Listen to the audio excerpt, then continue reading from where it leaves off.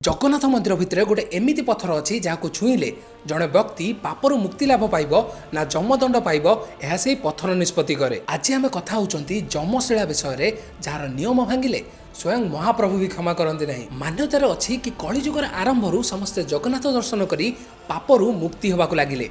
यह देखि जमराज महाप्रभु को चिंता जनइले, कहले प्रभु आपण तो मुक्तिर सरल उपाय बनई देइचंती। मनुष्यर कर्म भल हो बा खराब समस्ते पापरू मुक्त हो जाउचंती, जहाद्वारा केही भी मनुष्य जमलोक को आसुनांती। यह शुणी जगन्नाथ टिके हसिले आ वरदान देले कि 22 पाहाचर तृतीयतम पाहाचरे आपण जमशिला रूप में बसंतु। जदि कौनसी भी मनुष्य गला बेले एई पत्थर उपर पाद रखे ताहले तार समस्त पाप धोइजिवो। जदि बाहर को आसिला बेले से तम उपर पाद रखे से जहाँ भी पुण्य अर्जन करिथिबो सबु छड़ाई नब। किंतु आम महाप्रभुंकर लीला देख कि प्रवेश कला बेले आमे सिंह द्वारा दे प्रवेश करती, किंतु बाहर को आसिला बेले आमे साधारणतः अन्य द्वारा दे बाहर को आसंती। जदि वीडियोटी भल लगिला ताले कमेंट रे लेख जय जगन्नाथ।